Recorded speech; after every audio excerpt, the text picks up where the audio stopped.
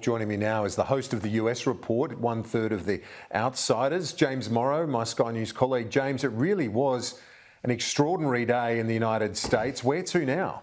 Well, look, Kieran, I mean, it was an extraordinary day, and the extraordinary thing was that they put the country and the world really through all of this over what so many people are now saying was an absolute nothing burger of an indictment. You know, all of these bookkeeping things that's in the indictment, they were padded out, they were cut and paste, so every single little incident turns into its own count, and yet Alvin Bragg refused to tell us what the actual charge is that's being used to bootstrap these up to a Class E. That's the lowest level of felony to turn this into something that's even worth indicting Donald Trump over. And it is the most minor of the claims that have been made against him in a legal sense in the wake of his presidency, isn't it? Well, yeah, I mean, it is. There's, Georgia, they've got claims against him about trying to improperly influence the election. There's January 6th stuff kicking around. He's got other legal issues. But I want to read something to you here. I was just looking at this here. A month ago, Hillary Clinton's 2016 campaign agreed to pay $113,000 to settle a complaint that they improperly used a law firm to channel the funds that paid for the Steele dossier, which really was about influencing the 2016 election. And no one is talking about indicting her or anybody else over this. It's very hard to look at this case, which is going to come to trial, they think, maybe in December as the primary season kicks off in the United States, and not think that this is a huge political stitch-up, Kieran. A stitch-up, but one that might and appears to be working, at least in a political sense, in Donald Trump's favour right now.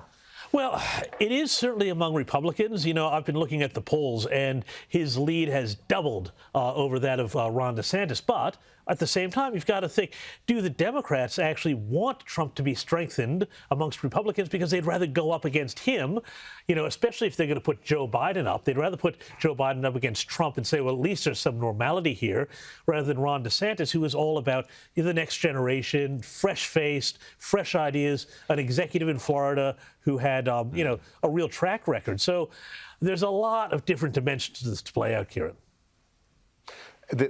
One of the things that this does do, though, is you've got that rusted-on Trump base. It doesn't matter what he's accused of or what happens; they're going to be on the Trump bandwagon regardless. Yeah. So even if DeSantis does get some momentum, that's a difficult thing for him to try and balance with that Trump support. How would he ever get it on top of that, James? Well, I mean, yeah, that's the $1 million question here. That's a $1 billion question because that's what it costs to run for president in the United States. Look, you've got, though, an awful lot of people, Republicans now, who had gone cold on Trump. And they are now saying, you know what?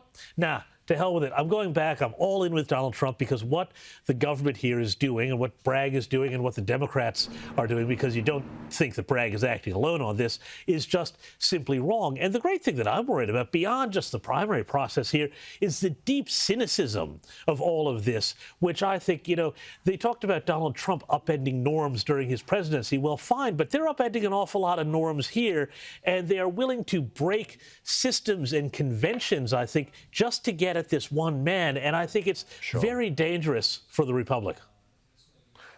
So, but when we look at this primary process, I know Trump's the favourite, he's well ahead in all the polls.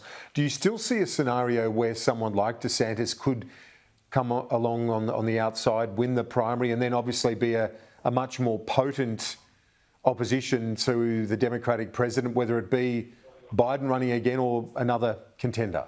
Well, exactly right. I mean, look, it's a long way to run. We've got a long way to go even until the primaries. Months and months to go. So it's too early to count DeSantis out. I certainly haven't. I don't think that's, the case just yet. But also, we don't know what's going to happen on the Democrat side. Joe Biden still has not made an announcement.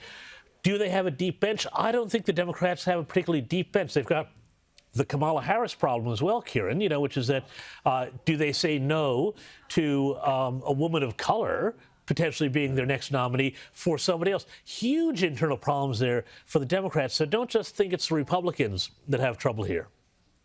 No, it's a massive problem, isn't it? Yeah. Particularly with Joe Biden looking more and more frail. So this isn't such a period of uncertainty, James, with the legal questions swirling around as well. It is quite a bizarre period in US politics. Well, I've never seen anything like this. I have literally been watching U.S. politics my entire life, like since I was really a little kid. I know it's weird, but that said, there's you'd have to go back a long way in history to even find. I mean, no one's ever been indicted in this sort of way. We've never seen anybody like Donald Trump before in any case. And the thing is, as I say, he is this weird character who. His enemies are so intent on getting him, they'll do anything, they'll break any norm to get him.